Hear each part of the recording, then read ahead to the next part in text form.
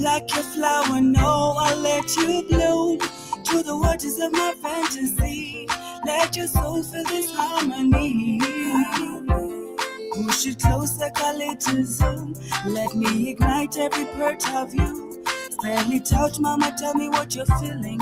Let my actions be what you're thinking. Cause it tastes like sugar and spice and everything nice. Close your eyes, I'll make you realize you're winning in life, yeah. You're winning in life. You taste like sugar and spice and everything nice. Close your eyes, I'll make you realize you're winning in life, yeah.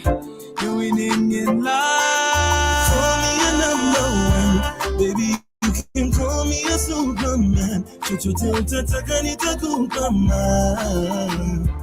You my girl. Call me a number one, baby. You can call me a supergirl. Chochote unataka nitakupa, nitakupa.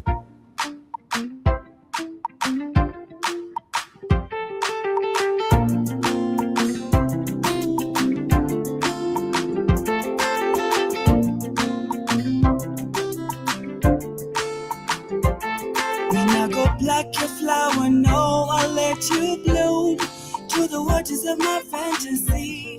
Let your soul feel this harmony. Push it closer, call it to zoom. Let me ignite every part of you. Spell it out, mama, tell me what you're feeling. Let my actions be what you're thinking. Cause it tastes like sugar and spice and everything nice. Close your eyes, I'll make you realize you're winning in life, yeah. You're winning in life. You taste like sugar and spice and everything nice. Close your eyes and make you realize you're winning in life, yeah. You're winning in life. Call me a number one, baby. You can call me a Superman. Chochote utataka nitakupa. You my girl. Call me a number one, baby. You can call me a supergirl. Chochote unataka nitakupa, nitakupa. You're my man. I wanna climb to the top of the mountain, let you cruise on this endless sea. Open up the windows to your soul. I want you to see what you do to me. Watch my spirit melt into your arms. Freeze this time so we'll never be apart, baby. I know you're comfortable under my skin, so don't let go. Pull me close, let the energy flow from my head to my toes. Like this split, let's get it.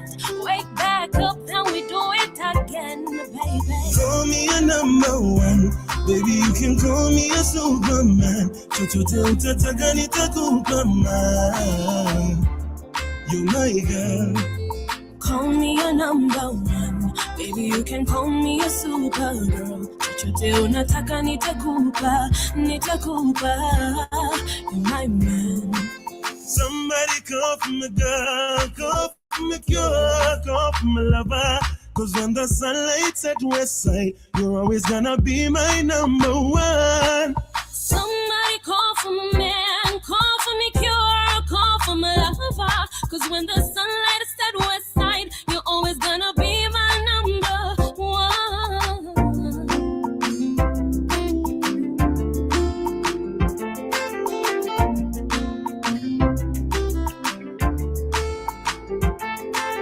Tell me how you want it, daddy.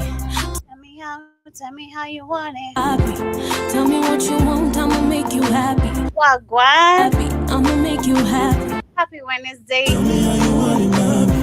Tell me how you want it, mommy. Tell me what you want, I'ma make you happy. I'll make you happy, I'ma make you happy. Tell me how you want it, baby. Tell me how you want it, baby. Tell me what you want, I'ma make you happy. I'll make you happy, I'ma make you happy. Tell me how you want it, baby. Tell me how you want it, baby. Tell me what you want, I'ma make you happy. I'll make you happy, I'ma make you happy. Good afternoon, family. Hope you guys are doing amazing. That is the one and only Liband featuring Suzia, playing right here on the media of the 21st century. Nowadays, they call themselves literally quite different names. Some of the artists you seen here, they're actually now individual artists today in 2026. But I hope you guys are doing amazing. The name of the jam is called Number One, playing right here on the mid of the 21st century. Happy Wednesday, 27 minutes past the top of the hour. And I hope your week so far is actually amazing. Mine is great, can't complain.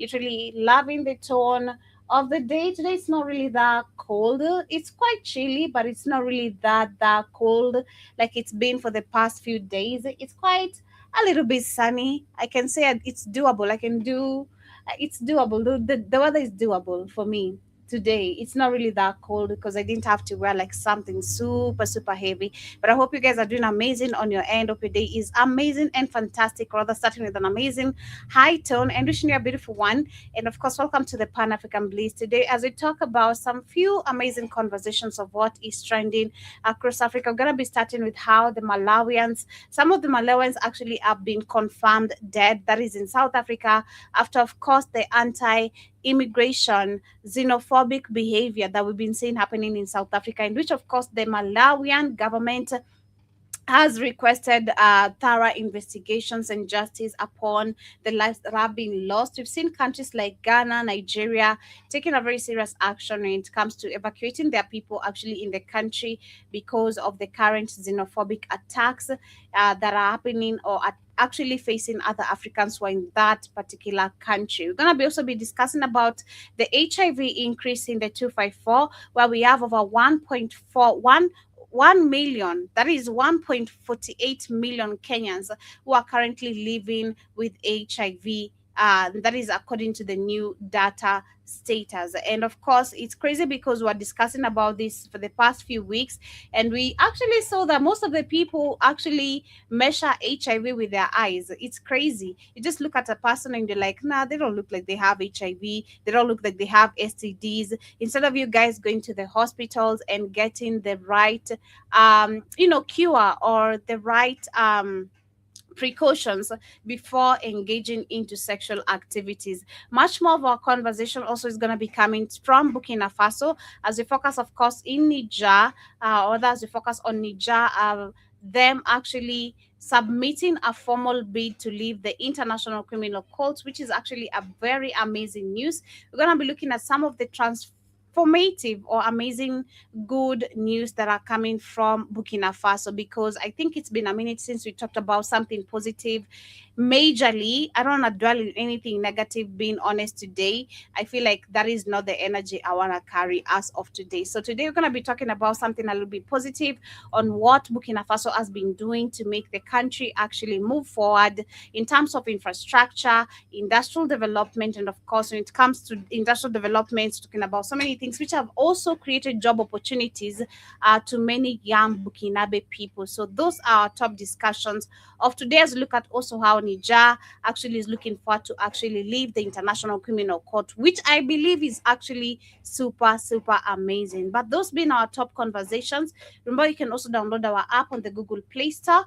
In case you're here for the first time, welcome. This is Black Hot Fire Network, and my name is Joby. We hold the Pan African Bliss from Monday to Friday from exactly 2 p.m. depends the time. Sometimes I was here very early, so my co-host, of course, made me come in a little bit late. I was there actually by 12:30 today.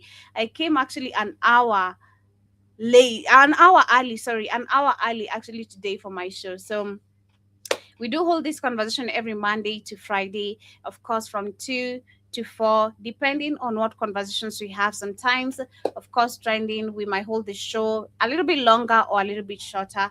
And I hope you guys do get to understand or learn what is happening on the trending news and updates of the Africa news across the world. But of course, with that being said, you can grab the application on the Google Play Store where we have amazing supplements. Keep yourself healthy, man. Keep yourself healthy. Health is really important. If there's something personally I was saying yesterday, I was telling someone yesterday, apart from health, if there's something I love to brag about is my success, apart from health, because I've understood actually when you're healthy, man, that's the most shittiest days of your life. Like when you're not feeling good in any part of your body, And of course, sometimes all you need is actually some organic supplements to just boost your health, and you're actually very good and activated. Like for me on Saturday, a good example, I was really really hungover, and I just took one of the medicines that I literally avoid when I hear people say that you need to take this every time you have an hangover. I hate medicines personally, but on Saturday I was really really fucked up because of the Friday party, that I had to take a medicine, and immediately I took this shit. Trust me, I was feeling amazing. Of course, it wasn't organic, but most of the times, of course, organic supplements do help you. For me, of course, when it comes to hangover, I have my own ingredients that I'm gonna deal with apart from the medicines. But this was really bad that I needed some medicine, really, really, really bad. But grab yourself some organic supplements. We have them in different categories. We have proteins, we have vitamins, we have skincare products. So ensure you grab yourself anything that you feel that should be beneficial or you've been seeking, and we got it here. In case you're facing any complication before or after purchasing, we have an active email, kcnewsam15@gmail.com. Rather, on the sports page itself, where we have these amazing supplements, we have an active chat where you can leave your questions. Rather, best if you're actually very much part of our family on WhatsApp, you can also leave your questions right there and you'll be answered. But Brain Unlock Focus your does full amazing potential magic with for this Brain and Focus, a powerful supplement designed to boost mental clarity, enhance memory, and sharpen concentration. Made from a blend of scientifically proven ingredients like ginkgo biloba, omega-3, and essential vitamins, Brain and Focus is crafted to fuel your mind. Our process ensures maximum potency and effectiveness, delivering the perfect balance of brain-boosting nutrients. Take just one capsule daily, as prescribed by your healthcare provider, and feel the difference. Whether it's powering through your workday or staying sharp in life's challenges, Brain and Focus keeps you at the top of your game. Stay sharp, stay focused, and stay ahead with Brain and Focus. Brain and Focus, fuel your mind, achieve more. Go get this product at blackhotfirenetwork.com at the Sports and Nutrition Store. we start with today's conversation, we're going to start with what is happening in South Africa due to the killings of some Malawian citizens. Let's take a look at this as we continue. Police in South Africa are investigating the murder of a 29-year-old Malawian national during a march against illegal immigrants at the Jika Joe informal settlement in Pietermaritzburg. 2 other people were injured in the attack. Led by anti-immigrant group March and March, the protest reportedly turned violent after a woman claimed that her relative had been killed by Malawians. Hundreds of people from Malawi are camping in Pietermaritzburg following the attack in the city, which is the capital of KwaZulu-Natal province. Another group is sheltered in nearby Durban, awaiting repatriation as efforts to send them home continue. March and March has been increasingly vocal in recent months, coordinating mass protests and setting a 30th of June deadline for all undocumented foreigners to leave the country. I think The ultimatum is personally, in all my history of understanding politics or understanding African countries and understanding so much that I understand right now, I'm witnessing 2 of the most devastating situations that are about or happening in Africa. When I say about, is because of what is about to happen in Kenya come 2027. Come 2027 is going to be a very chaotic year in for us, especially the Gen Zs, because this is going to be the most horrific, deadliest elections we've ever witnessed in our lives. Okay, and now coming to now Africa as a continent, this is the most craziest thing I'm witnessing coming from South Africa because of the xenophobic behavior. Because I think living in Kenya and how I've seen how accommodative we are growing up with Sudanese, Somalians, Ethiopians, we've never had a problem with these people. Now seeing this happening, of course, in South Africa, this is a shock to so many of us fellow Africans, and I believe, to many of us, really to many of us, because we might be divided by the borders, but I do believe somehow deep within us, we know we're supposed to be accommodating each other. I don't know if it really makes sense. We might be really, really divided, but I believe something deep in us, I don't know, because it's in me or been in me, that I take that upon also other Africans, that I think they have the same mentality, lifestyle. I don't know, but that's how I think. That's how I think about it. I'm like, I kind of think we know we're supposed to be living together, but it's just because we've been so historically divided, and the division which comes with education, the division comes, of course, with education, which fuels hate now, which is based on tribalism and all that, and the divisions of the borders, all right? But I'm like, something still deep in us. We know we're supposed to be living together, because a good example now with what is happening, of course, in South Africa, right? Where we have Nigerians, Ghanaians, Malawians, Zimbabweans, Kenyans, Zambians, all Africans being kicked out in South Africa. I'm not even going to talk about the job opportunities they have created, and now some people are realizing, oh, this actually is affecting us because we're losing jobs that these people had created for us. We're losing salaries, we're losing wages, da da da da da da.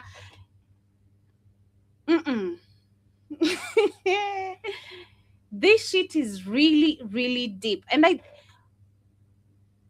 trust me, if this is being fueled by a white man, white people again are wickedly brilliant. White people, don't tell me nothing about white people don't know our history, white people don't study us. No. White people have understood us to the core. They know even how our shit smells. And sorry to say that, but it's giving that. These people have studied us to the point they know our blood smells, our piss smells, how our shit smells, how our sweat smells. And I'm mentioning the bad, the bad smells that you can literally bump into on a bad corner of someone who doesn't know how to keep hygiene, of course. And you're like, God damn, But that's literally when it comes to white people, what I've understood. Because every day when I'm bumping into videos and I sit down to myself and analyze videos nowadays, I'm not just looking at videos. Every time I'm bumping into something that is educative to me as a Black person and that comes from the white people or the white culture, I am studying that video. Every article. I'm not just reading articles nowadays for the sake of me coming here and representing them or talking about them because it's a trending topic. No. I've sat down nowadays. I breathe in and out before even consuming some information because I get angry sometimes in the middle of reading so much or looking at so much. Some videos might get me irritated, agitated, And then I go back to the video of this lady I shared, and kids shared a video about her during the weekend. The Kenyan lady was talking about the energy harvest. I'm like, nah, this is not worth my energy. I gotta lay back a little bit. I have to lay back a little bit to understand this is happening in my world. Yeah, the world I'm living in, but not really in my world as Joby, not in me, like this is not affecting me, but yes, it's affecting my people. So how can I consume this? What can I learn from this? That is how I've been analyzing some videos nowadays, and it's making me understand so much wickedness. Oh my, so much wickedness, so much depth when it comes to our history and the white people. So much is being revealed to me in an angle. Actually, that's the right term. So much is being revealed to me in an angle I never thought I could see things. And it's crazy. It's really crazy and also scary. I'm like, God damn, how do I know this much? How many lives have I lived? I start even questioning that. How many lives have I lived? How much information might I have walked out with from my previous lives to understand or to catch up with this information that I have in today's life or in this life, as Joby. Because in my previous life, of course, I was not Joby. I was someone else. I was probably Natasha, Tanisha, I don't know. or definitely someone different, but the soul is the same, right? I've just understood so much, or I keep on consuming so much information that it's so mind blowing and scary at the same time. And I don't think I've actually said this in a long time, but that's what I've been experiencing lately. I'm like, damn, this is not just a video. This is not just another trending video on TikTok. This is not just. I've been trying as much as I can to understand every or sinking information it's on a depth level. Trust me. It's like it's soaking in me. Like, you see how a washing sponge, how it soaks on water and soap. That's it. That's how I've been soaking on information. I'm like, this is not just another video. This is not just another trending shit. So now it comes to South Africa. And if this is really a fueled agenda, which I think for now we understand is a fueled agenda, which of course now we can see, of course, Trump getting rid of the HIV aid, saying that the black people should fund themselves. That's a very big effect. But of course, it also comes with that. Leave alone Trump. There's now the minority who have been dominating South Africa for so long, calling themselves South Africans. And there's video about it, actually. There's many videos of white people calling themselves South Africans. You know, we're the real. They don't call themselves that, the Dutchies. They call themselves Black South Africans. We're the real South Africans here. Not even Afrikaners. If you do some research on TikTok, you're going to find these white people is talking about all the original, the indigenous people of South Africa. They never invaded. The invaders are the Black South Africans, and all that. Now I'm like, Of course, when you go back to many countries and colonialism and slavery, which is the same thing, these people have been using the same strategy of claiming they have been here before. That's why they feel the need of teaching us religion, giving us their fake education. There's always some justification when it comes to their actions, right? But their justification has become so deep to the point now, because I think this video I shared some few weeks ago or a month ago, someone was saying, no, white people don't know our history. And that kind of really pissed me off, because I'm like, man, you must be really slow to not know. These people have understood us to the core. To the core. To the core. They know how your sweat smells.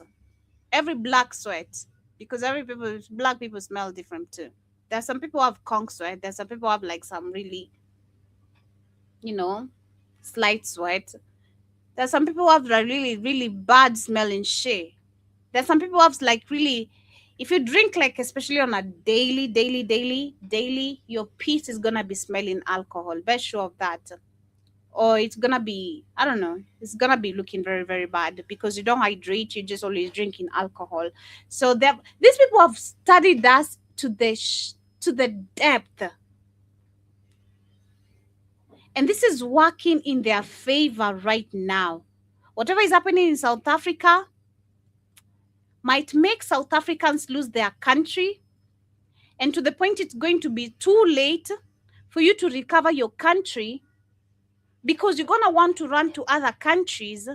And these other countries are not going to accept you in their countries because you gave them the same treatment when it was their turn asking for help or relief from you. And not even asking. They were creating relief for you and for them and for you, by creating job opportunities, creating all and contributing to your economy. That's what is coming, South Africans. You're still killing other people. You're still killing Malawians. You're still killing your own people. You're still killing South Nigerians. Oh my God. The same thing I said some few weeks, 2-3 weeks ago. You Negroes are going to start being called savages, uncivilized.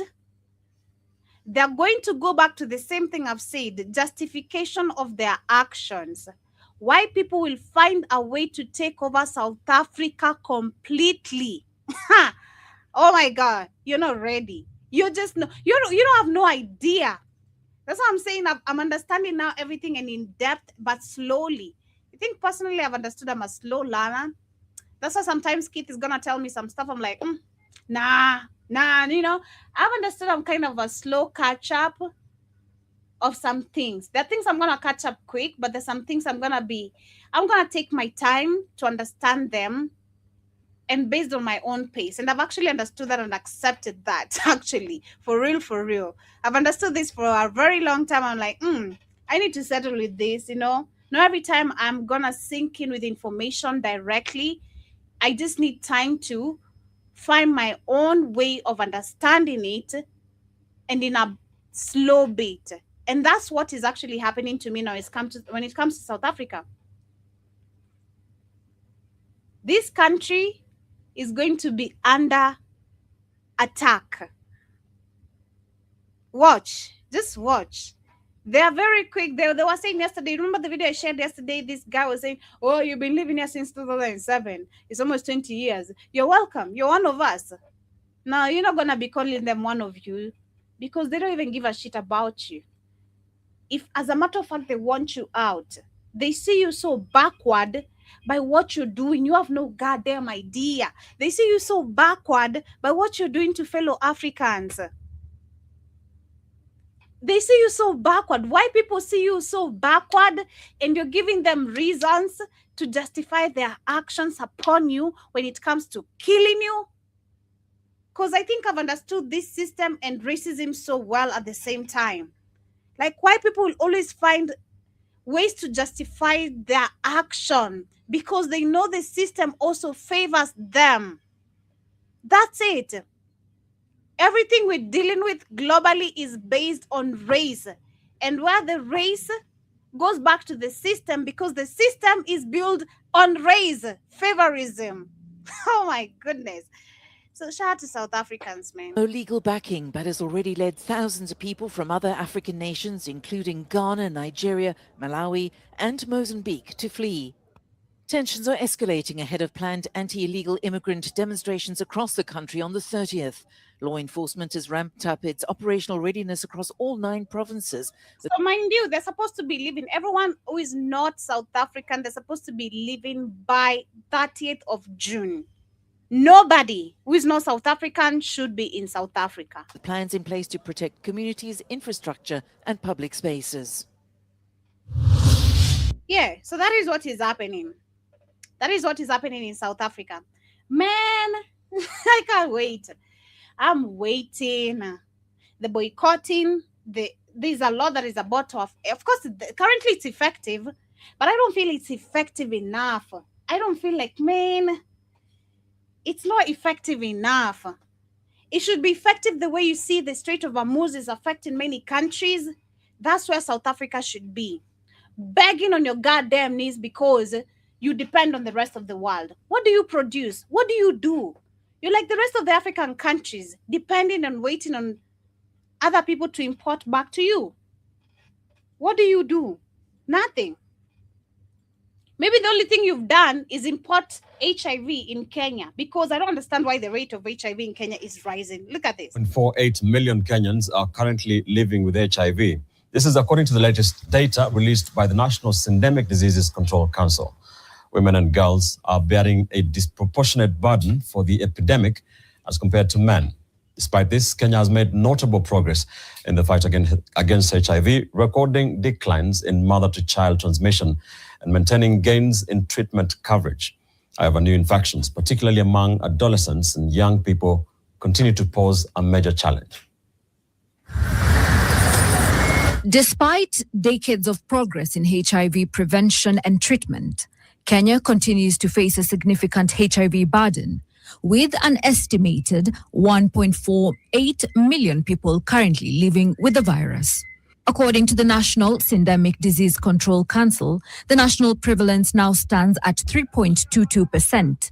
The epidemic continues to affect women more than men, with a higher prevalence among females at 4.3% as compared to males at 2.1%.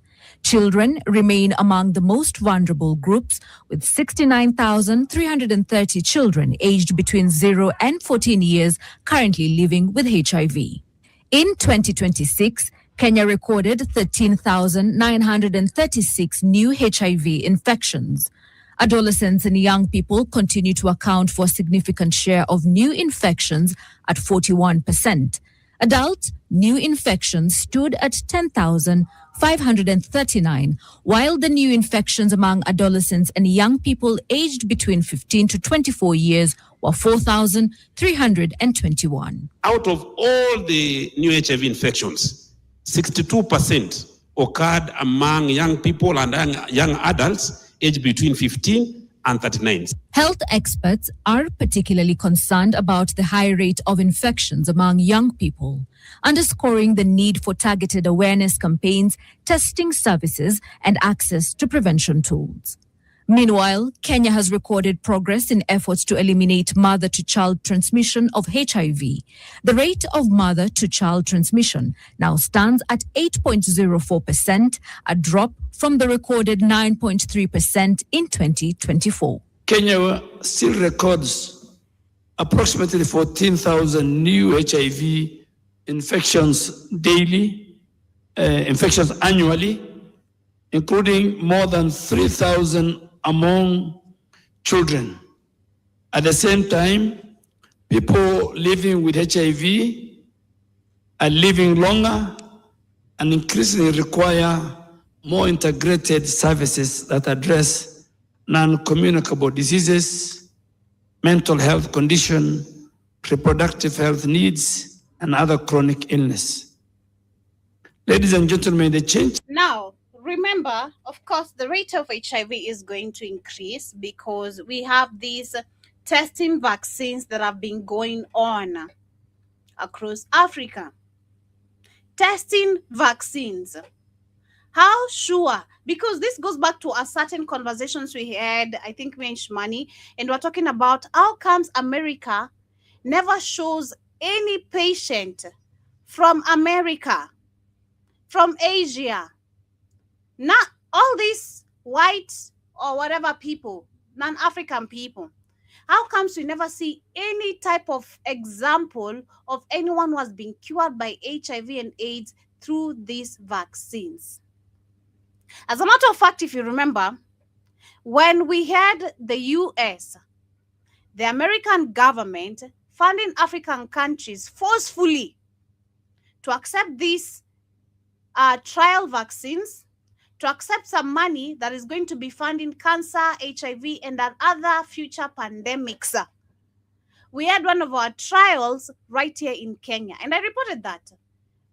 We had one of our idiots very happy because he was the first one to take the HIV vaccine trial. The same thing happened in South Africa. Some trials continued. So how comes we never have any patient from the States? So you're not telling me HIV is just only in Africa? Huh?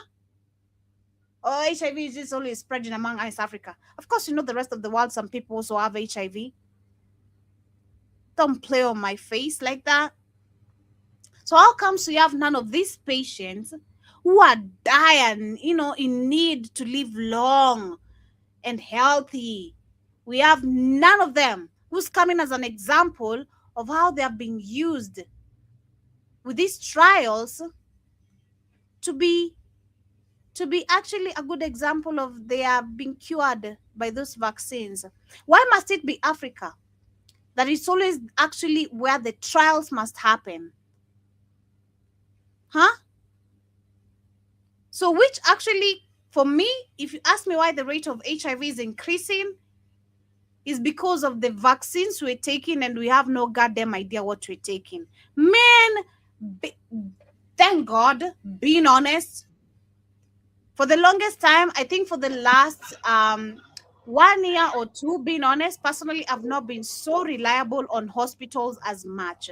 Let me get 3 minutes, Joby. You don't mind. 3 minutes. 3 minutes. Okay, just a minute. Okay, sure. But I've been so reliable personally on staying at home. I'd rather stay at home, cure my diseases, whatever I'm suffering from. Stay at home. I'm not gonna go to the hospital. I swear. So don't ask me for no. I'm sorry, kids. Don't ask me for no doctor recommendation or letter. No, I don't have it. I'm sorry. I'm gonna cure my shit at home. That's it. Because I'm not gonna spend. I've realized I spend so much money in the hospitals, like wasting medicine, or money on medicines. Well, you're not supposed to. You're not supposed to know. You're supposed to know regular remedies. Exactly right. You're supposed to know that. That's what I don't never been. I'm in worse shape than you.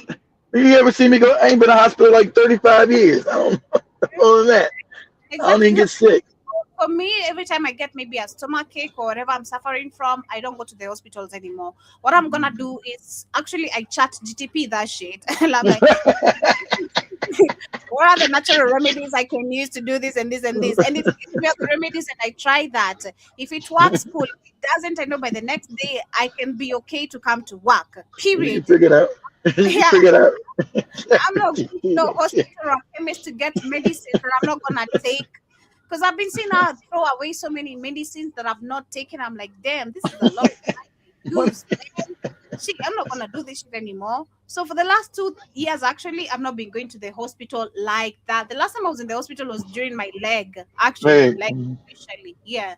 Well, that's what they good. Well, that's what they good for, repairing broken bones and stuff like that. Yeah. But Kenya and Africa should have realized. Listen, this is the problem with you Africans being morons and stupid and worshiping your enemy. You are sexually conservative people. You're sexually conservative. People say that you're damn somewhat backward because you don't. Sex to you is taboo. Well, you can't talk to your kids about sex. So you're sexually conservative. So why is AIDS all over Africa? It wouldn't be, because your behavior shows that you wouldn't have AIDS. See? So it's got to be from something else, not sex. Because your societies, see, that Joey's right, you're the same people. You go to Ghana, Nigeria, you're sexually conservative. That's a fact. That's a fact.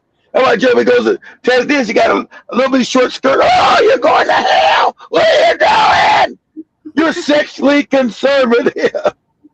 Understand that? So you couldn't have this amount of AIDS. See, so something, but you've been made stupid. You can't connect dots. That you was, I'm on YouTube, so it didn't come from you having, somebody did something somewhere to put it into your area, right? Because we just found out what Joby was doing, but like I said, you're too stupid to figure, common sense told me that. So to Africa, I said, wow, they really sexually conservative. I know, because me not knowing Africa, because Africans were this conservative. Well, you know, homosexuality. That was nothing with AIDS. Homosexuals carried AIDS. Like, so you were completely against it, like us in the black community. How the hell in the black community in America, we got it. Black people are conservative by nature. So that lets you know they come from no sex in what they told you. There's a war against us as black people, but also you're not the one having sex with animals. Okay? All venereal diseases, sexually transmitted, came from them. Some people, like I say, the name on you, having sex with animals, and then going around the world when they finally got enough intelligence to get out of Europe and raping other people. Syphilis, that's an animal disease. Gonorrhea, animal disease. All these sexual diseases come from animals. And then, as we were talking about Kentucky and West Virginia yesterday, and we live at, the white people live at, this is real. You can go look this up. There's a white man who just got caught fucking a dead deer on the side of the road. Wow. Not a live deer, a dead one. Out in Kentucky, exactly. You can't make this up.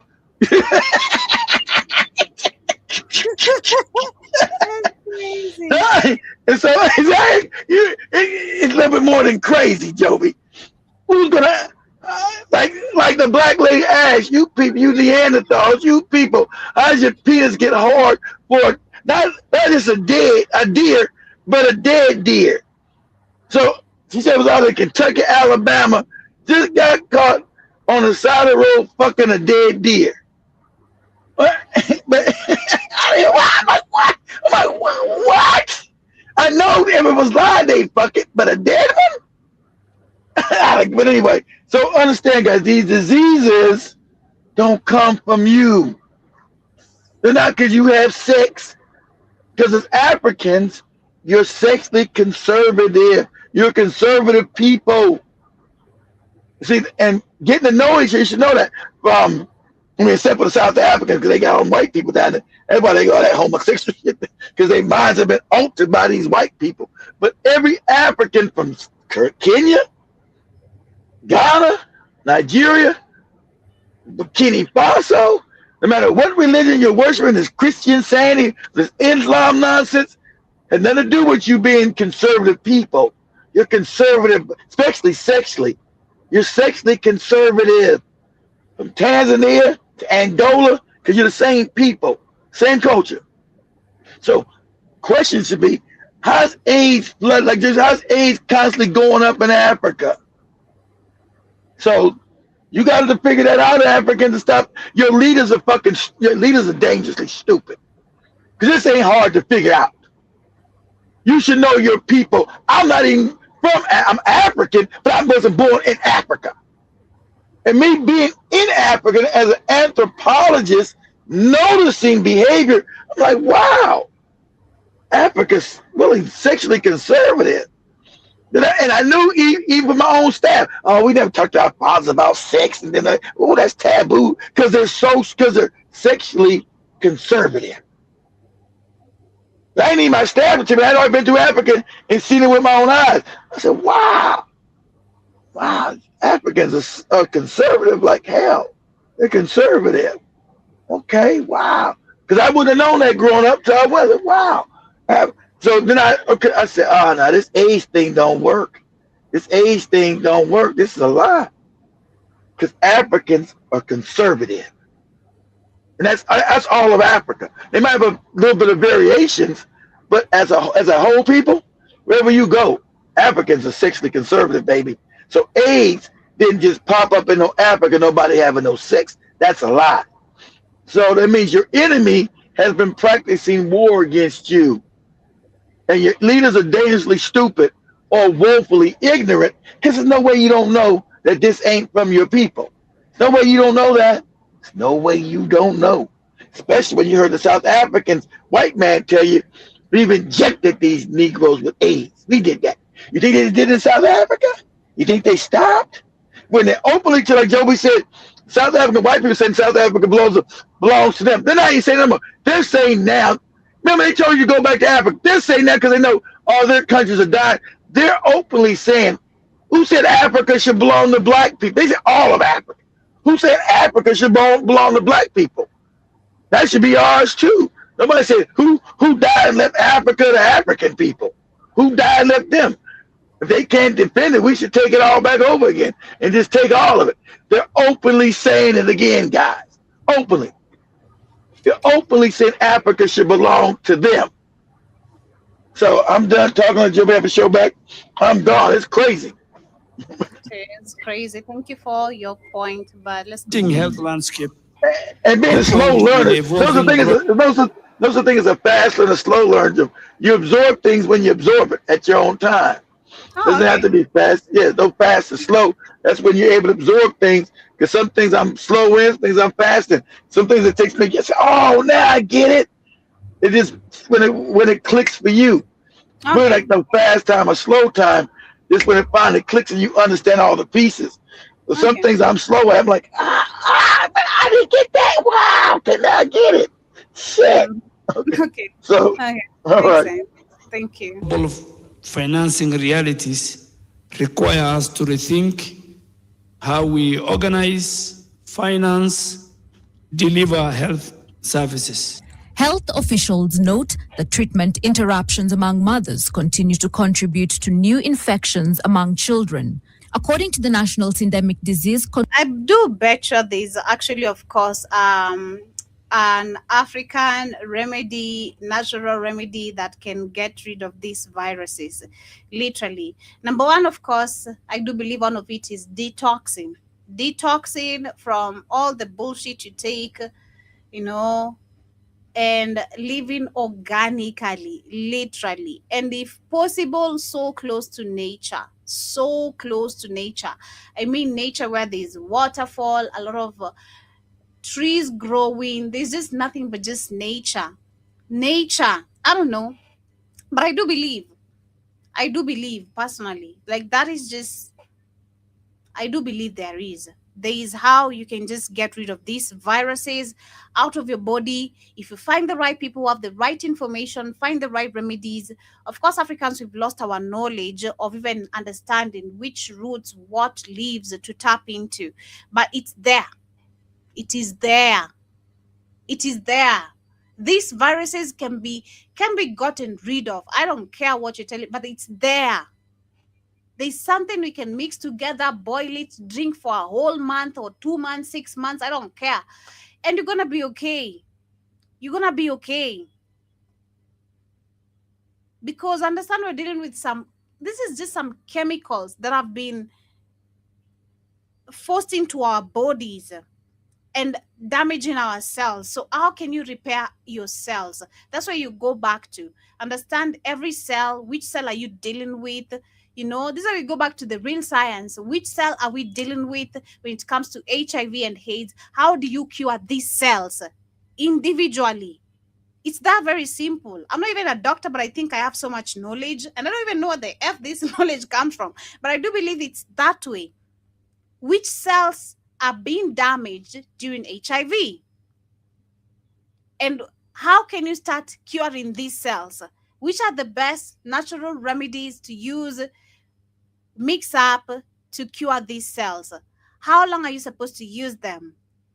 You know, which foods must you avoid? Of course, no eating Popeyes here, no Dr. Pepper here, no pizza here. Sorry, Kate. You know, this is how you go back to your natural, like literally healthy living for real. You're dependent on fruit, dependent on herbs, dependent on the colored greens, whether you like it or not, spinach, all that shit, grown from Mother Nature. And you're gonna be okay. You'll be fine. You'll be super, super fine. I believe it's there. It's crazy because I feel like as humans, we don't put so much effort. So long as you're healthy, you're like, you know, we just talk about it, you know. But until shit is really hitting you, that's when you're like, dang, I need to do this. You know, I feel like especially like Africa, that is just so true. Africans are just so, we're not that proactive. Like, you know, we don't do it until we're really being affected. That's when we're like, God damn, I need to do this. Oh my, I've been just talking about, now I need to apply this. So hey, there's natural remedies out there for real, for real, for real, for real. Because this high rise of HIV and AIDS, it's not really making sense. But just to shift quickly from what is happening in South Africa and Kenya, we have the Alliance Health State. At least let's talk about some positive things happening in these countries, you know, how they're trying to make beautiful transitions. The year is 2026, and the world is starving. Not slowly, not quietly, loudly, violently, and without apology. Job mosquito, damn you. You said what? Karibu sana, but you said just eat ugali every morning and you'll be just fine. That is me, man. We were having that conversation yesterday, and I was like, for me, I don't know. I think it's something I picked from my mom, being honest. Because my mom loved eating food that was left in the morning. She used to eat like leftover food in the morning. I swear. I think I pick it from her. I so swear. Because even when I have like guests in my house and I have food that cooked like the previous night, I'd rather cook them breakfast and I take the food that I had remaining. I think that is just a genetic thing I've adapted from my mom. So hey, yo, whatever suits you best, You drink some porridge. You know, the British people do drink porridge every morning, you know. Global grain prices have not simply risen, they have detonated. Wheat futures are at historic highs. Maize reserves across Europe and North America are thinning faster than governments can explain.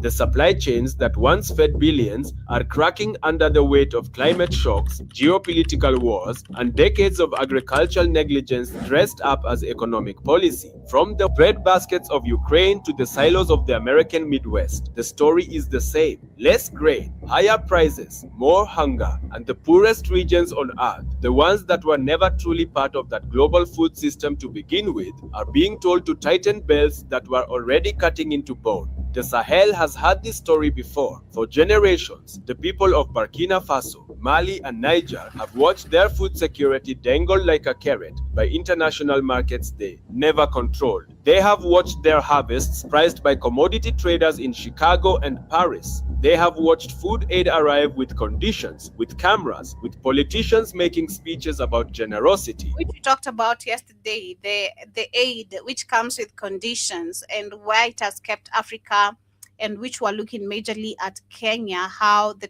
things we're dealing with because of the loans we've taken. While quietly securing the next export contract, they have watched and they have suffered and they have been patient. But patience in the Sahel has officially expired because something extraordinary is happening in a valley that most of the world cannot find on a map. A valley that has slept through centuries of colonial extraction, post-independence neglect, and structural adjustment programs that adjusted everything except the hunger. The Suru Valley is waking up, and when it fully opens its eyes, the global food order will never look the same again. To understand what is happening here, you must first understand what the Sahel has been told about itself for decades. It has been told it is too dry, too poor, too conflict-ridden, too dependent. Exactly. The lies, of course, of the white people. It's always the white people telling you, it's always people. Man, this is something I learned, I think, last week or during the weekend.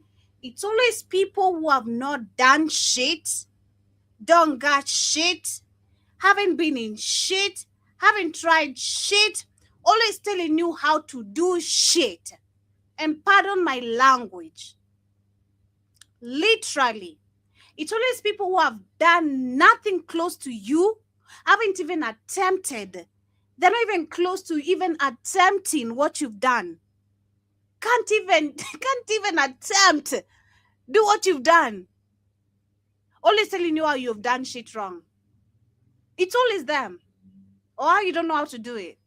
Because that has been France and the rest of the Western countries, literally how they predict and tell Africa is too poor to govern itself. Africa is too weak. You don't talk about the major factors of why Africa can't do this. You're the big problem.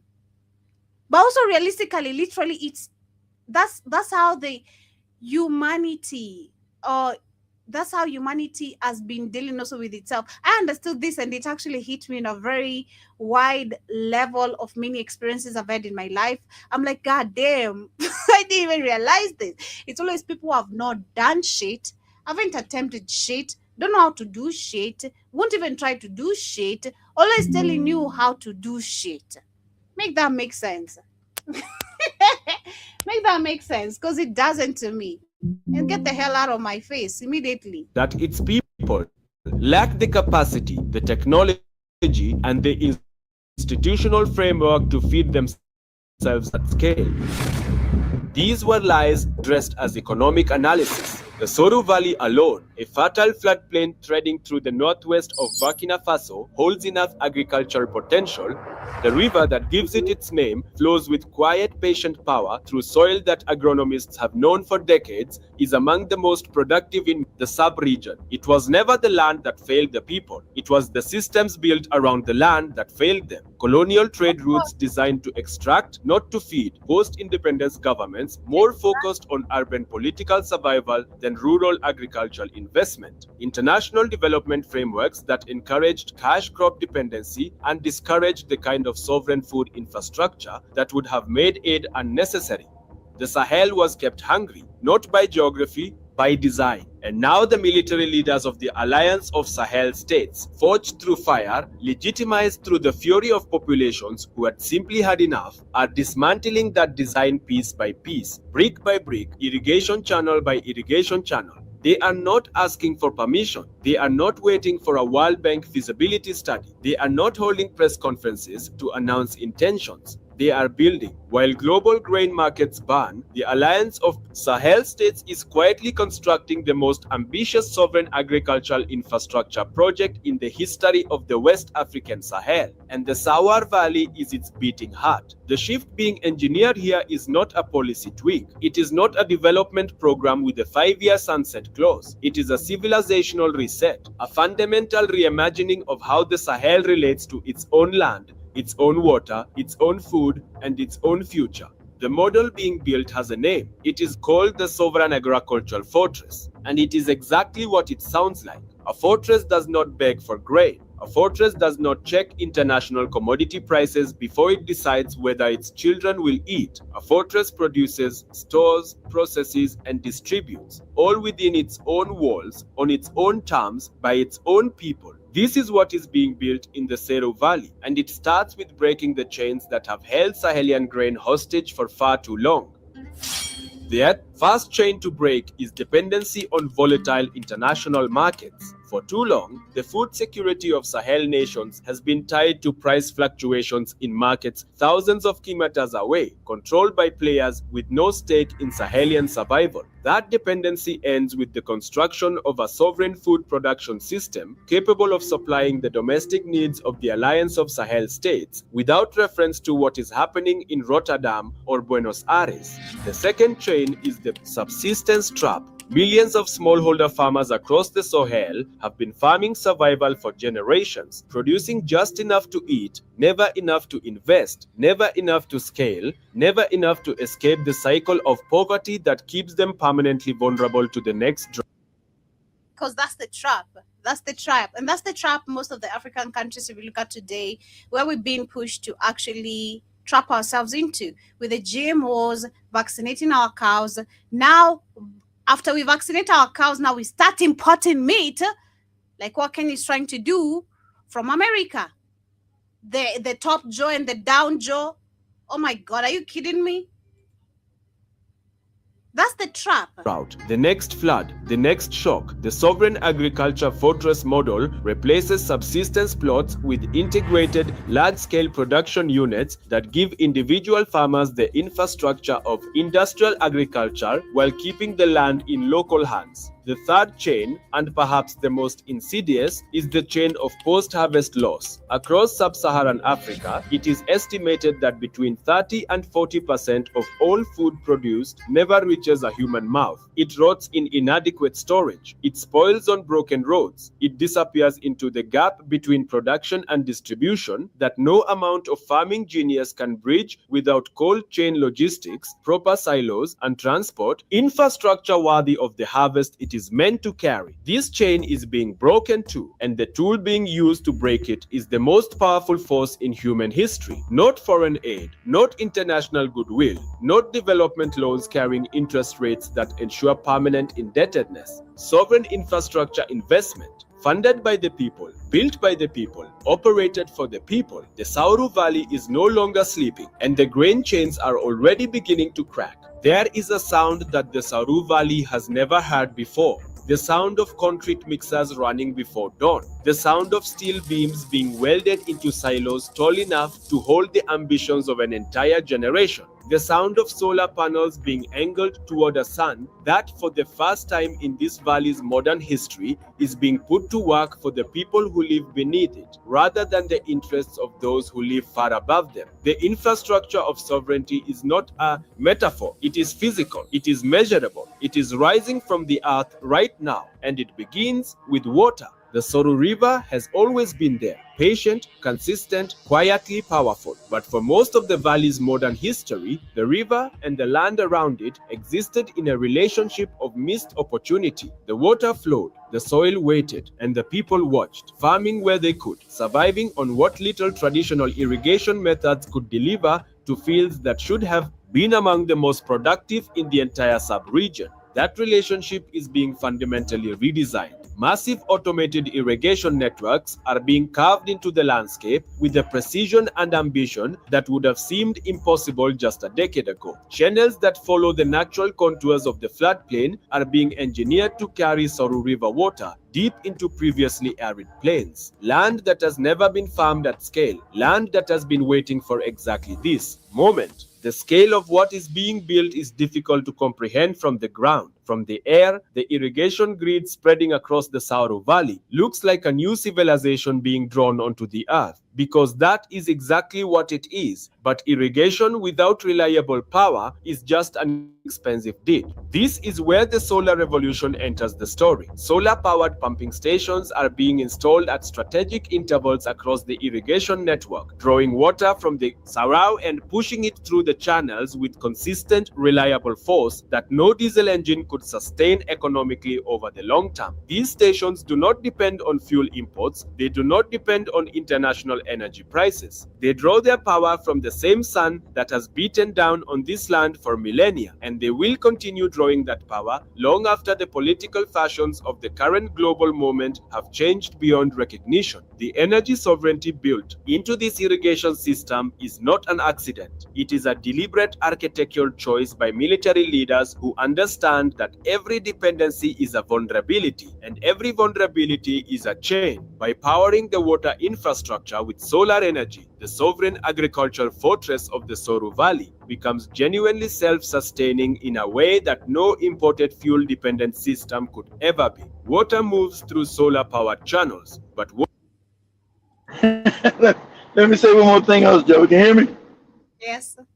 Okay. I'm gonna go crazy. Okay, what you're seeing is why they have to get rid of them. Because Africa should never be starving and hungry. They set Africa after they lost, supposedly came out of colonialism, to make Africa dependent on their produce. Because Africa is the breadbasket of the world. Most African countries can feed the world by themselves. So there should be no, and like I said, before white people showed up in Africa, there was never no starvation in Africa. And so that's why they must get rid of him, because he's destroying see, white people are parasites. They're like leeches. Every system they built was to parasite off other people, to take their resources to benefit them while you live impoverished and they live wealthy. Everything is parasitical because Europe has no resources. White people have no resources nowhere. So they go back into poverty like they've always been. And so also with the puppets, Ibram has done something no African nation has done. And it's going to shake up. That's why they're going to keep trying to, unalive him, right? Because now Burkina Faso has set up a sovereign wealth fund. And if you guys don't know what a sovereign wealth fund is, let me explain it real quick. I'll leave Joe alone. Sovereign wealth fund means even when this man loses power or they try to overthrow the country, they can't touch the sovereign wealth fund. Sovereign wealth fund will make sure Burkina Faso and its people will be wealthy. It's going to make sure of that. That's why you got Saudi Arabia got one, I think Sweden has one, or no. Sovereign wealth fund can't be touched by no puppets, ever. It's locked in. So he's already insured off the wealth of Burkina Faso that so much money must go into the sovereign wealth fund regardless, and it can't be touched, it can't be destroyed, it can't be looted. So that means that Burkina Faso will be wealthy. Within 5 years, it will go from an impoverished country to a wealthy country. That's why they just now did a new report. Oh, the human rights. Oh, they're not allowing people to talk. They're doing everything they can to stop them. And like the Europeans, why they focusing on Burkina Faso? Never have before, because they know. See, when Burkina Faso gets wealthy, that's happening. It can't be stopped now. All these other African puppets are going to fall. All of them. Because the Africans are going to ask, how the hell is Burkina Faso rich with half the resources we got, and we're still impoverished. That's why the Arabs keep trying to put their fake religion in there, getting rid of that shit. And the white man making these fake reports in the EU just 2-3 days ago, and even said, "We're not your goddamn colleague. What are you writing reports about us for? We don't answer to you. You out of your mind?" That's why they keep trying to come at them with fake reports and assassinations. Because do a favor real quick, Joe. Do a favor real quick. Say, ask Google real quick. Say, when was Bikini Faso's sovereign wealth fund launched? I think it was at the end of last month or early this month. So that means a proportion of its resources go in there regardless. So there ain't no dismay. The country will be wealthy. And no puppet, if they even kill him, will never be a stop it. Burkina Faso will be the richest country in Africa. Period. Can you repeat that? When was the Burkina Faso sovereign wealth fund introduced? I think it was out late last month. They might not even mention it. White people might even put it on Google. They don't want you to know. Sovereign wealth fund introduced. I think it was last month or early this month. But it May 21st, 2026. So May, this last month. So, you bootlegs, everybody's running. Well, you got ECOWAS just came in a bikini, but please, let's still join. Don't come back on that crate because this is going to destroy the puppets. Because Bikini Faso is now saying they're going to be rich because Africa's not supposed to be poor. So that sovereign wealth fund is going to be worth trillions of dollars because it's going to accumulate the wealth of the country's resources. So gold, we know gold is like $4,000 an ounce. So it's going to be filled with gold, diamonds, all that other shit up in there. So Bikini Faso within 3 to 4 years will be not rich, wealthy. Will be wealthy. And so this means Africa would be unstable by its wealth because you're going to have coups. You have coups in Nigeria and Ghana and Kenya because no African's going to sit by from a poor member. Bikini Faso is one of the poorest countries in the world because of white people. Now because one of the most wealthiest countries in the world, what do you tell your African youth? Because that means they didn't get rich by using the white man structure. They got off the white man structure. They got rid of the IMF and the World Bank, and they took back their sovereignty and all this stuff that belongs to them. They don't have white people bases in their country like they told the French, the white people, get the hell out of the country. They took back their power. So you think the youth in Africa are going to allow these puppets to make stupid speeches while they stay in poverty and they can look at Bikini Faso? How did Bikini Faso become wealthy in 7-8 years? And they got less than us. See that, eh? So that sovereign wealth fund is the only one in Africa. Why these other Negroes built one? Oh, because the white man said, don't you do it. Your money and resources belong to us. Not you, dirty nigga. It's the only, so Bikini Faso will be wealthy. Not rich, wealthy. Anyway, I'm done, Joe. That's why they're taking back farming. Africa was set up to fail, keep white people rich, and to keep black people poor. That's the dirty scam. Africa's been set up in the last 60 years to keep white people rich off of African resources and to keep African people impoverished. That's the scam. That's why your puppets are there, and that's what's going on. These are the only countries right now, these are the only countries, these three that are free of the system. Those three, that's it. There are no free countries except those. We'll see if they survive. Much love. I'm gone. All right. So I'm going to share 10 minutes of this. I also have a question for you, Keith. Don't leave. Stay. But after the show. That is after the show. So you can stay. Okay. I'll call you after. Okay. But yeah, I'm going to share 10 minutes of this. Then we literally get closer to winding up to set the next show. Today is Kamlesh's birthday as well for you guys. You can wish him happy birthday. Maybe help a boy child get out of the block, help him, send him something if you guys can. I don't know. Like, I'll allow him to speak for himself. You know, me, I speak for myself. I speak for myself. But yeah, today is Kamlesh's birthday, so happy birthday to him.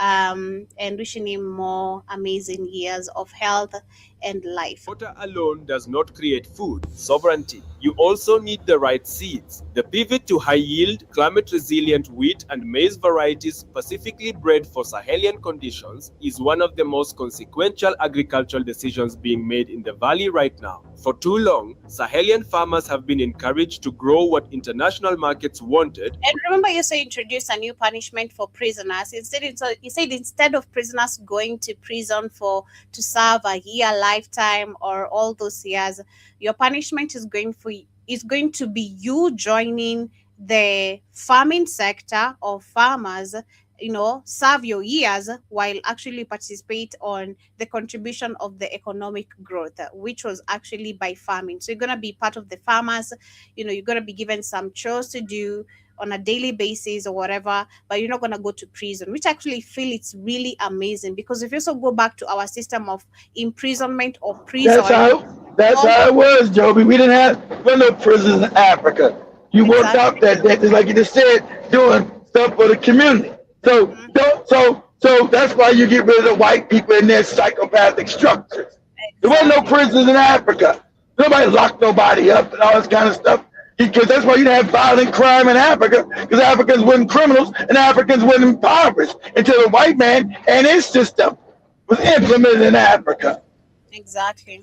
Rather than what Sahelian soil and climate could optimally support. The result was crops that performed poorly, required expensive inputs, and left farmers permanently dependent on external suppliers for seeds, fertilizers, and technical knowledge. The new varieties being deployed across the Soro expansion are different. They have been selected and in some cases specifically bred to thrive in the temperature ranges, rainfall patterns, and soil compositions of the West African Sahel. They require fewer external inputs. They are more resistant to the climate shocks that have historically devastated harvests and driven farmers into crisis. And they produce yields that, combined with the new irrigation infrastructure, are transforming the mathematics of food production in this valley completely. Where subsistence plots once produced barely enough to survive, irrigated fields planted with climate-resilient varieties are now producing surpluses, real surpluses, the kind of surpluses that make storage infrastructure not just useful, but urgently necessary. And the storage infrastructure being built here is extraordinary. High-capacity grain silos are rising across the Soru Valley with a speed that reflects the urgency of what is at stake. These are not the rudimentary storage structures that have historically been available to Sahelian farmers, structures that allowed insects, moisture, and temperature fluctuation to destroy a significant portion of every harvest before it could reach a market. These are industrial-grade facilities designed to preserve grain for extended periods to buffer the alliance of Sahel states against the kind of seasonal price shocks and supply disruptions that have historically made food security so fragile in this region. Alongside the silos, cold chain logistics infrastructure is being established to handle the perishable products, vegetables,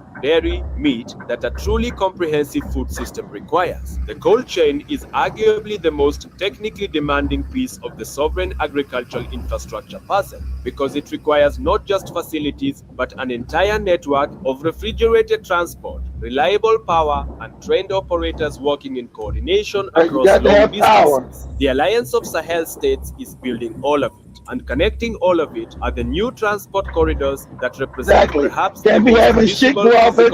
Can't be having your power go off every other day. Exactly. They're making it's down to them now, making a real power-based. Can't have power going off every other day. Not in 2026. Can't have power going off every other day. And then screaming you're going to be a first world country and you can't keep the goddamn lights on. What are you talking about?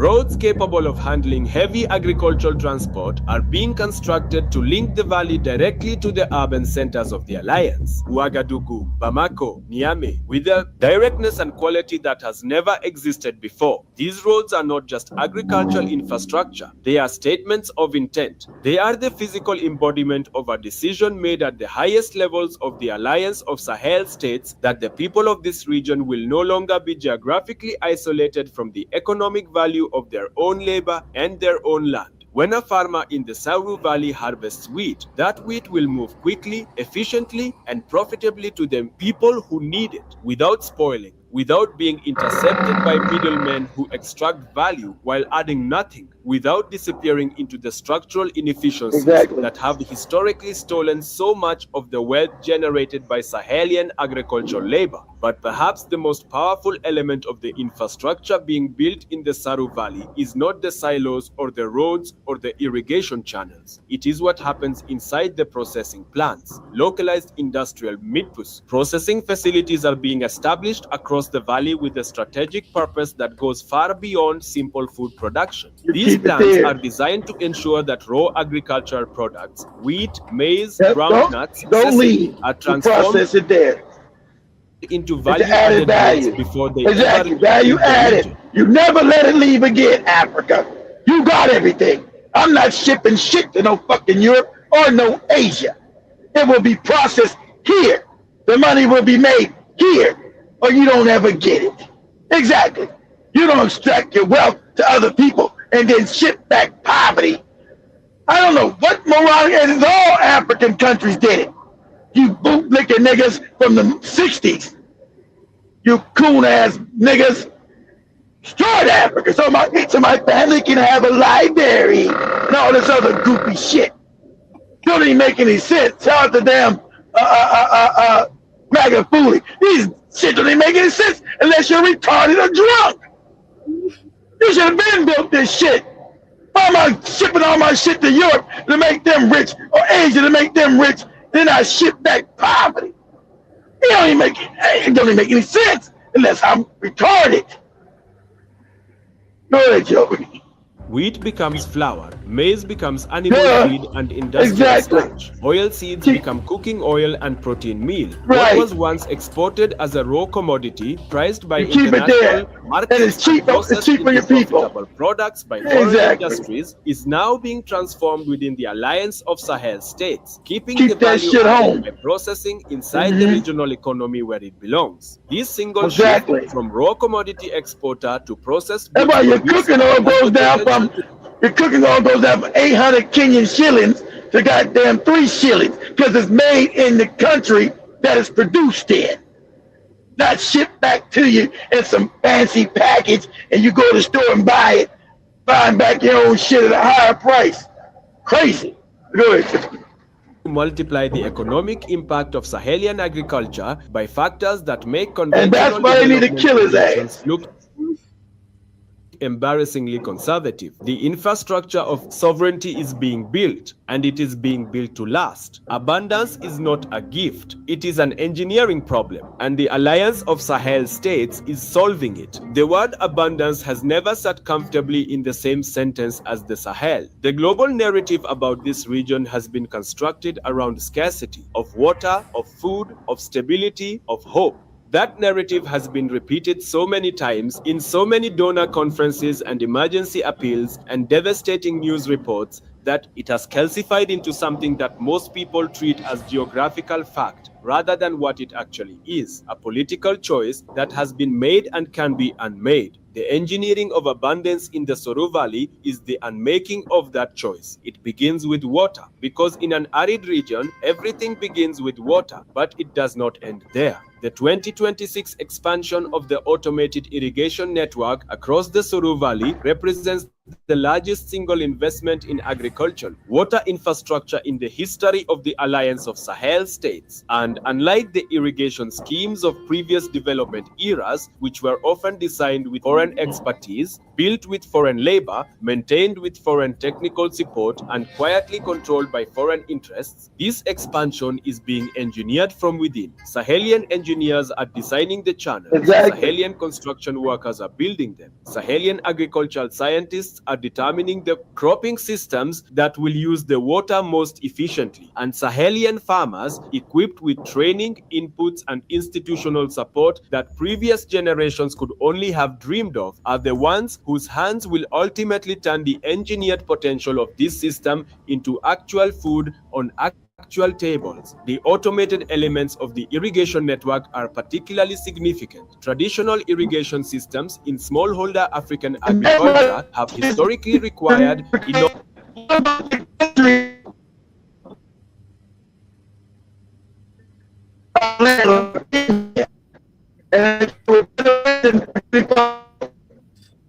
how we started. Oh, sorry. You're breaking. We can't hear that statement correctly, but I'm going to wrap it up right there. I'll share the rest of the remaining. I said, can you hear me now? In a bit. Yeah. I can hear but in bits.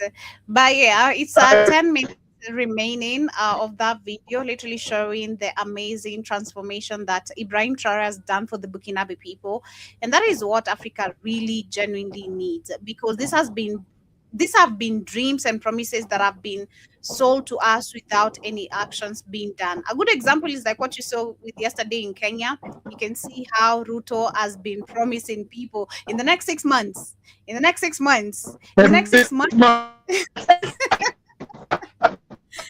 nothing ever done in those 6 months, you know. So people are tired. The next 6 months, in the next 6 months, really, because he was doing it when he was vice president. In the next 6 months,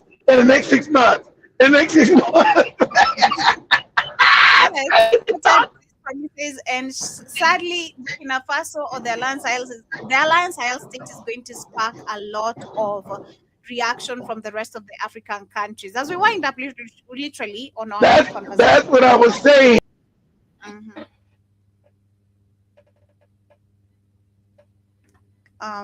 Keith is breaking. But yeah, on our last conversation is about Niger, which has officially submitted its request to withdraw from the International Criminal Court. The Hague-based tribunal said on Tuesday, 9 months after announcing the move alongside the alliance, Mali and Burkina Faso. The three alliance countries, Alliance Sahel state countries, are all ruled by military governments, and that came into power, that is between 2020 and 2023. They jointly announced their withdrawal from the ICC in September last year, and calling the court an instrument of neo-colonial repression. That's what it is. Imperialism. In a statement sent to the AFP on Tuesday, the ICC said it has received an instrument of withdrawal that was on June 18th from Niger, led by the general, that is Tiani, and of course the president of currently Niger. The request will take effect on June 18th, 2027. The court said that 1 year after notification, Niger must honor its obligation to the court until that date. They don't have to honor anything. I don't got to honor nothing. I told you I'm out of it. I don't got to honor anything, white people. It's your shit. Your shit you set up. I don't got to follow. See, this is when you talking about being sovereign black people finally taking back power. This your shit. I don't have to honor nothing. I told you I'm out, and I'm out. You don't got to tell me, well, you got to wait till 2027 till we can put some laws against you and try to take you to court for crimes against humanity and some other made-up shit we make up. Nah, I told you, we're out of it. Period. With today's conversation, chat to everyone, chat to Drama for being with me. 12 of you this morning. Asanteni sana, kindly subscribe if you're here for the first time. If you're enjoying the conversation, do like, share, and comment. Tonight, yeah, much love. Tonight we're gonna talk about, we're gonna add about that white man fucking that dead deer on the side of the road. With these people. How you put your dick in it? How does your dick get hard for a dead deer? It is crazy. And I told you, hey, remember, if I find you being with a white person, I'm out the door. Goodbye. Thank you very much, Jonathan. Thank you for joining that. Just going thoroughly on the comments. I see earlier you were saying Africans haven't figured out yet. Crazy because the vaccines you've been given by white people. Shit, I can't. You guys figure it out. It's crazy. And I also see you're saying Africa is conservative by nature. So how could AIDS be all over Africa naturally? It couldn't.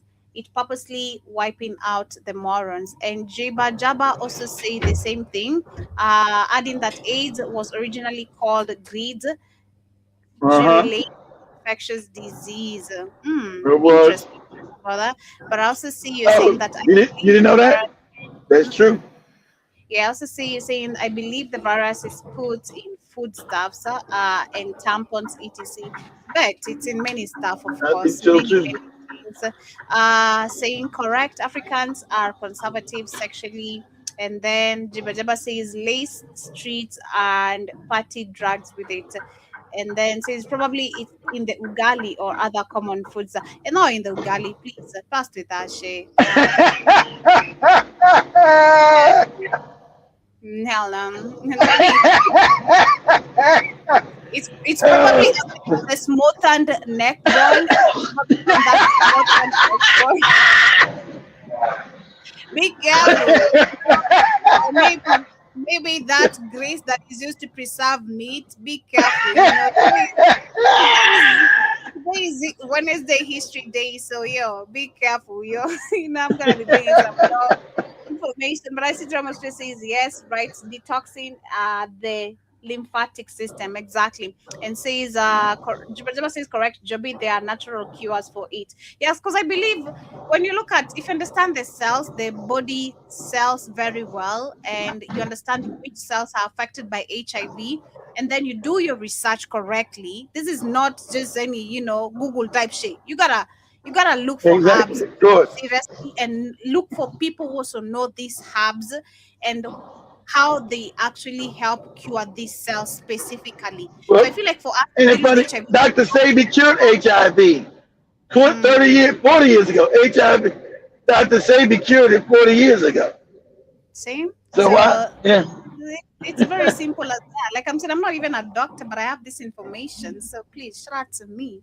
Shit. Don't play with Neither was Dr. Sabi. He figured out the herbs going back to, he said, we're black, go back to natural remedies. Remember these remedies that we got now came from the Rockefellers. This is new. These new medicines all fake made from oil.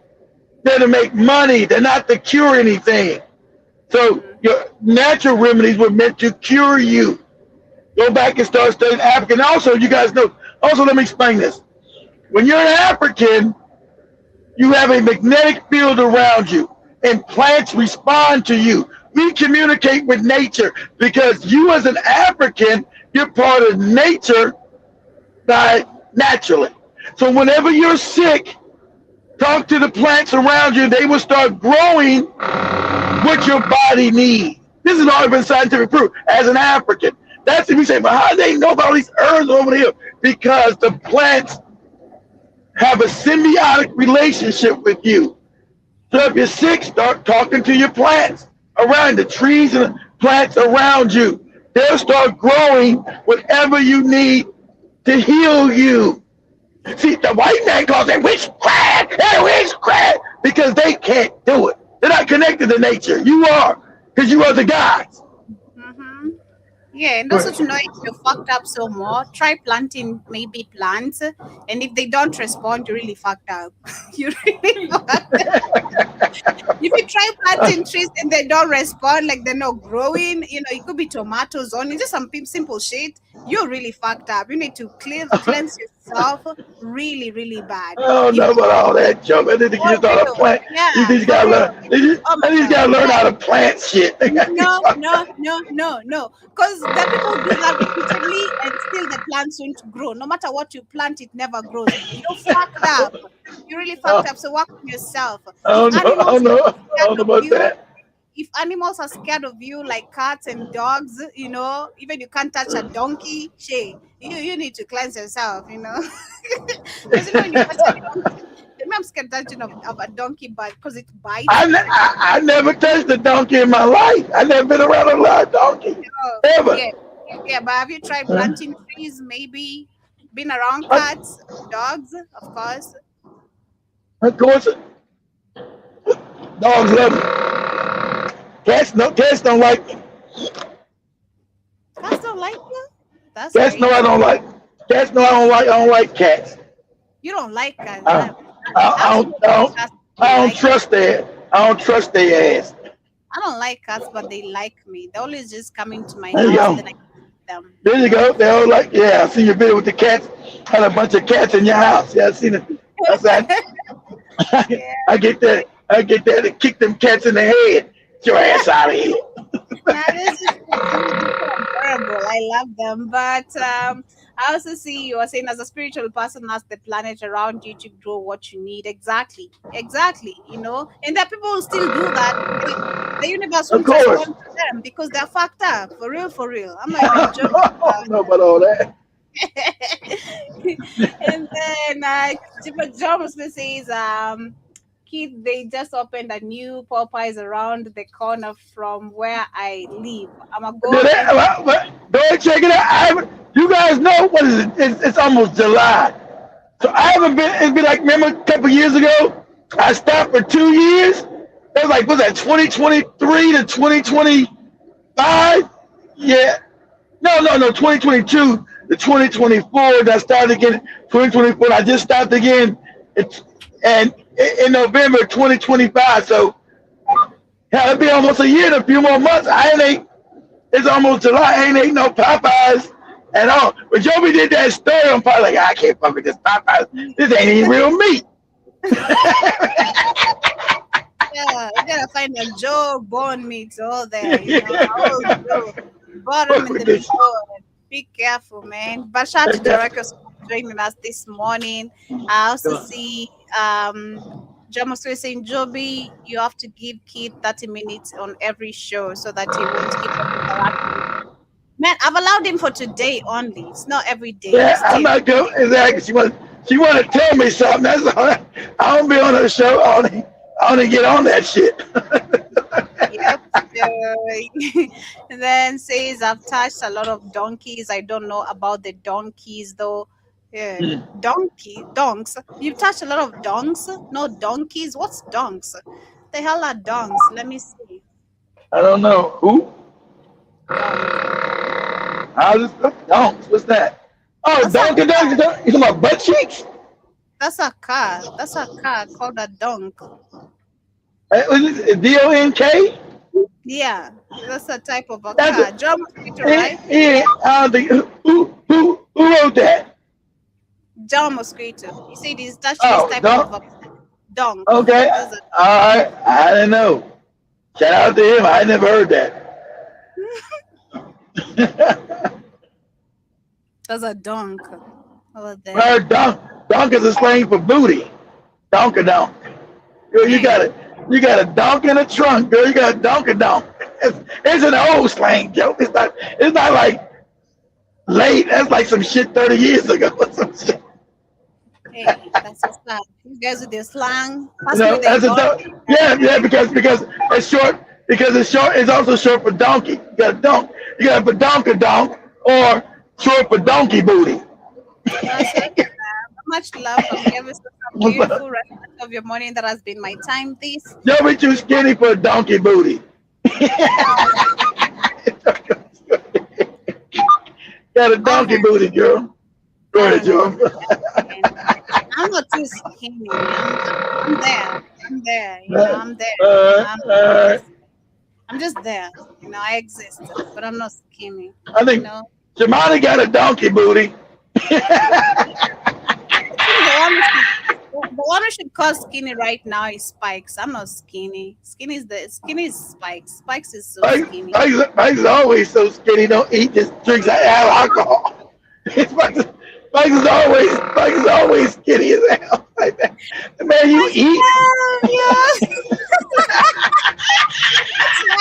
See you guys later in the evening, but we're coming back, of course, to the Mike's ain't nothing but head and feet. That's it.